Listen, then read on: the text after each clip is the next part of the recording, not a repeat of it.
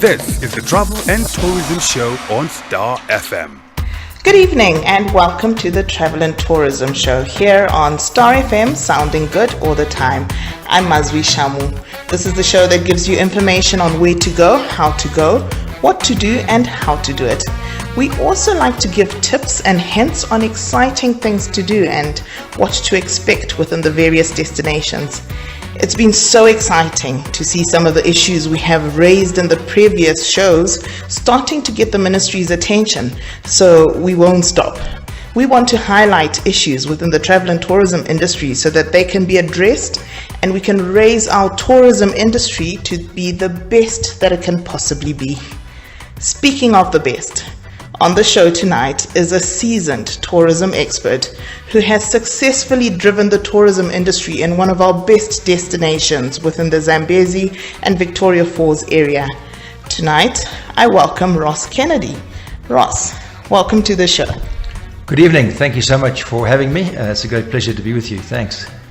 Join us in our conversation tonight by posting your comments and views on my WhatsApp platform 0734 610 613 or like and follow me on my Facebook page and Twitter at Mazwi Shamu.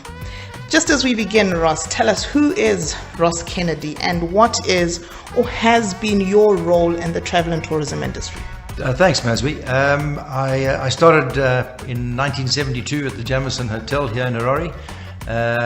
Counting empty bottles, counting potatoes, cabbages, doing stores issues, etc. And over the last 45 years, including a stint overseas and going to hotel school in the UK, I've been in the business my whole life. And 25 years ago, together with a gentleman called Dave Glynn, who is our chairman, who had found a piece of land in Vic Falls, we started to build what today is known as the Africa Alberta Tourism Group. I was looking through the website. That looks like a massive brand. I've seen some spectacular things that you are doing within the Vic Falls, like you mentioned, Botswana, Chobe region. Before we go into all of that detail, people struggle to know what tourism is really about.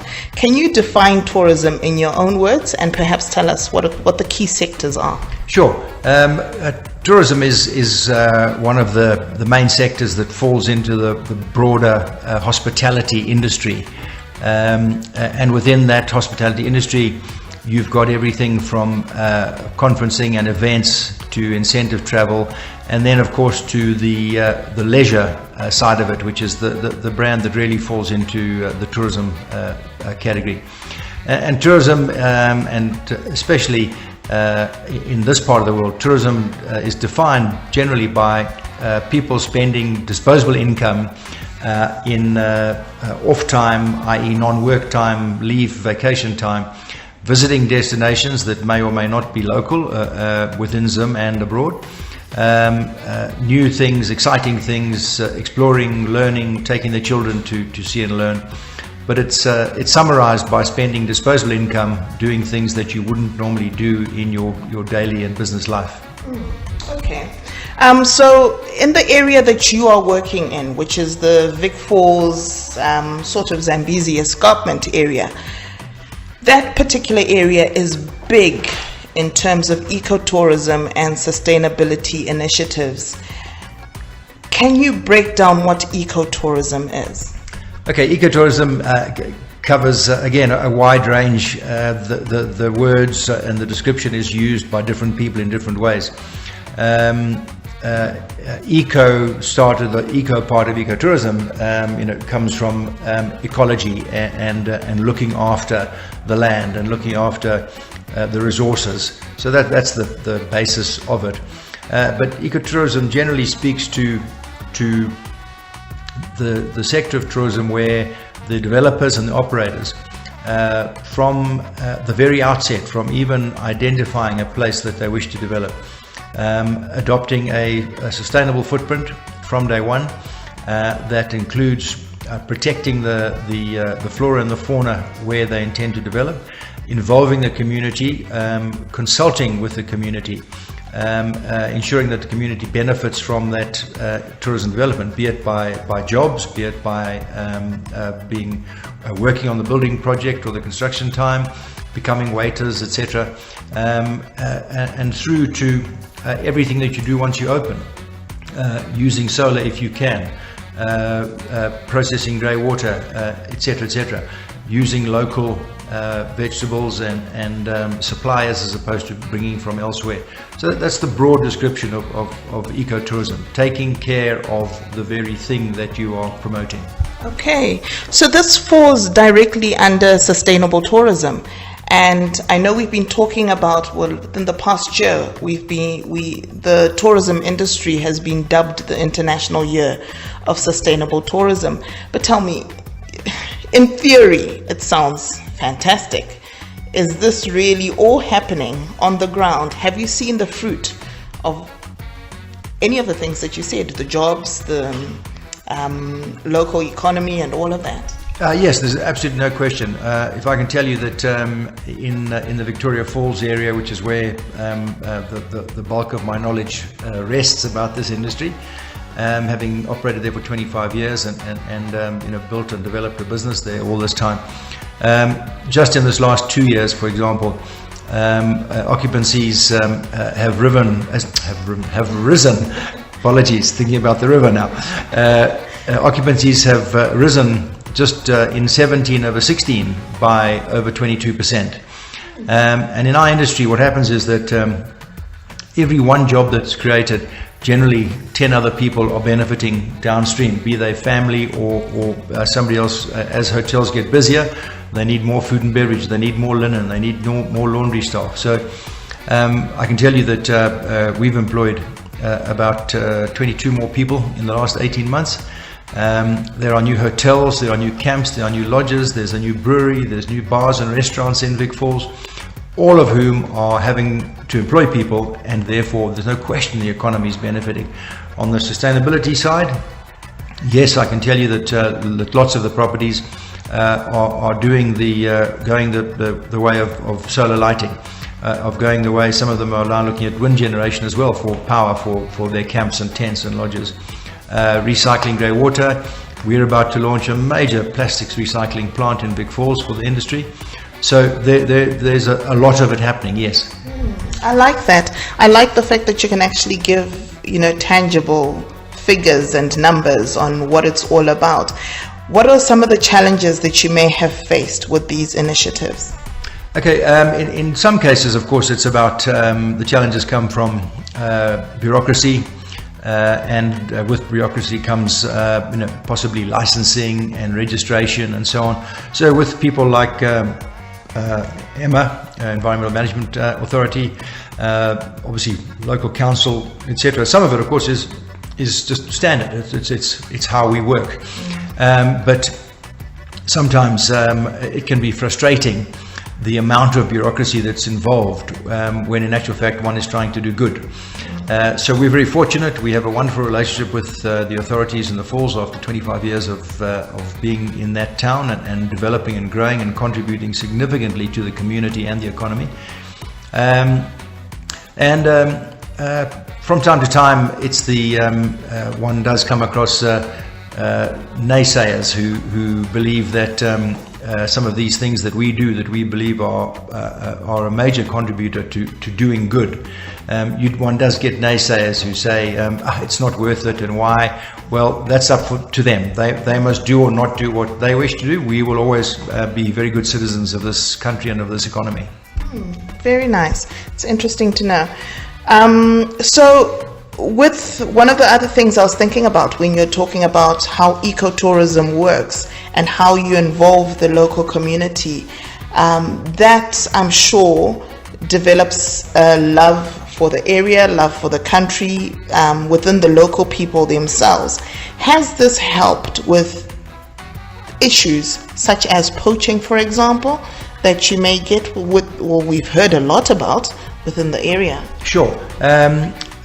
Poaching, unfortunately, happens across the continent, and that's something that we can't fight on the continent, but we can fight within Zimbabwe, and we can fight especially within our region.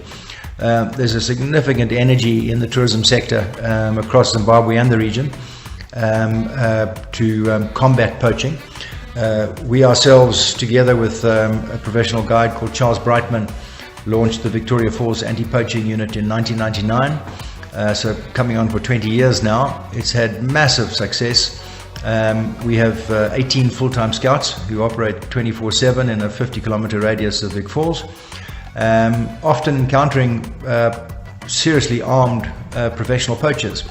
But a second part of that, of the anti-poaching unit, is that we have a education and engagement program within that 50-kilometer radius of the falls, especially with young people, to educate school children about the value of wildlife, that there's far more value in that wildlife wandering in the bush and being a tourist asset than being snared and killed today to be on somebody's plate tomorrow, and that's its value gone. Never mind protecting today for the children of tomorrow. So we do that. We have talks and shows and presentations in the falls to the community and to schools especially, and in the surrounding region, to get buy-in, to understand why the wider community thinking and acting together for anti-poaching is a very, very good thing for the future. That sounds fantastic, and I hope that will spread across the country, and it's not something that will be done just within the region where you get poaching, but everyone will be involved. I like the fact that you're starting with young children and, catch them when they're young. Yes, we're very blessed in this industry, in this country, that right across the country, from Kariba to Mana to Metopus to Wangi, all the private sector operators together with parks operate anti-poaching units, and it's something that as a nation and as a industry we should be very, very proud of. Of course, one can always do more. It's a function of resources. We know that parks are sadly underfunded and under-resourced. If that was to change, together with what we already do in private sector, it would have a major, major impact, and would be a great thing to see. Okay, so now going back to what you offer as a safari operator, in our previous show I was having a conversation with Hoof de Jong, who was the guest on the show, and we were talking about certain things that the tourism industry offers that may not be as appealing to the domestic market. I, for example, when I was growing up, I used to travel with my dad a lot, and his idea of an ideal holiday was never a night in the bush, and I'm putting it bluntly as that's how people will put it, where you go for game drives and walks and fishing and a lot of other things that fall under the conservation bracket. Reason being, when he was growing up, he walked from Mozambique, crossing the border into Mutare to school every single day. So a walk in a park is not his idea of a holiday. And bird watching is something that he did. He'll tell you that I did bird watching when I was trying to catch them so we could have supper. So now with that in mind, when we talk of safaris, this is not really appealing to a lot of the average black Zimbabwean. Can you try and demystify these nature holidays and tell us what more is involved? Can you enlighten the listeners that they can go on a safari holiday? What's the accommodation like? What other activities can they do? Sure, it's very interesting, the background that you've just described there, and I can see clearly how your father would arrive at his conclusion now. Of course, while some of those very fundamental things that he spoke of may still apply, what's happened in the safari and wildlife industry and the photographic safari industry is that the range and choice of tour operators, of safari operators, of accommodation, and of destinations has grown so much in the last 20 years. And in some ways, Zimbabwe is one of the leaders in that. The number of and choice of places that you can visit across the country is very diverse, and you can stay everywhere from a do-it-yourself tent, where yes, you may have a guide and you may be but you expected to what they call participation safaris, where you will be asked to assist putting up your tent at night and through to the very best of the best, where you're met at the airport, say in Wangi, off a charter plane, and driven in a beautiful safari vehicle to the most luxurious tented camp that has hot and cold running, everything you could possibly imagine, food and beverage that you would expect in a 5-star city center hotel, and in fact sometimes even better because of your location. The very fact that you can be looked after like that in a very remote destination makes it somehow even more special. You can also, of course, across that range I'm describing, you can pay everything from $20 a night to $1,000 a night. For example, if I tell you that in Botswana there are camps and lodges in the Delta that operate at occupancies of 90+% for the year, that sell for $2,500 per person per night. Wow. Wow. And of course the bulk of their guests are very wealthy internationals, but everywhere between the 10 number and that number, there is choice and opportunity, and Zimbabwe is especially lucky to have so many different aspects within that sector. Just whilst we're still in Zimbabwe, there's been this massive drive the past couple of months on the domestic tourism by the ZTA. Have you made any deliberate efforts to increase domestic tourism within the market? Yeah, Mazwi, we certainly have. We pride ourselves on being a Zimbabwean company. Every single one of our close on 300 staff are Zimbabweans, and the Zimbabwe market is very important to us. The sadness is that, of course, over the last 15 years with what's happened to the economy, and then the last 3 years with roadblocks, Air Zimbabwe struggling, and of course the lack of cash and currency in the country, we've seen domestic tourism slide back in the last 2 years especially. But we have right now a number of campaigns in the marketplace through both on social media and on public channels, and then through the travel industry, through travel agents, tour operators. We have a number of Zimbabwean promotional specials out right now, offering discounts in our different products at different times of year. But starting from right now, from April, we've got a few periods where we would like to be busier. We always have that. We have one person in the sales and marketing team who is solely responsible for the Zimbabwean market, and deals with the public, deals with the Zimbabwean-based travel agents and tour operators, corporates, the embassies, the NGOs, the schools, and so we see it as a very important part of our business. Okay, this is the Travel and Tourism Show here on Star FM, sounding good all the time. And I'm speaking to Ross Kennedy, who runs a mega tourism brand in Zimbabwe and Botswana across the Zambezi and Victoria Falls area.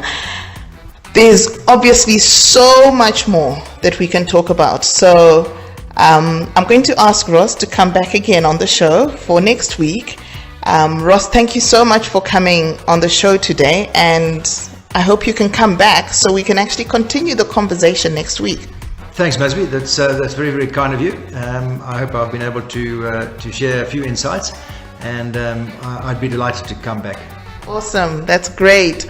I'm interested to know what sort of activities you would be interested in when you are on holiday. So send through your messages on my WhatsApp platform 263-734-610-613, and let's continue the conversation there. My Facebook page is Mazwi Shamu, or catch me on Twitter at Mazwi Shamu. Visit and like the pages and see some of the pictures of activities and beautiful accommodation facilities that can be had on such a holiday. Until next time, happy traveling.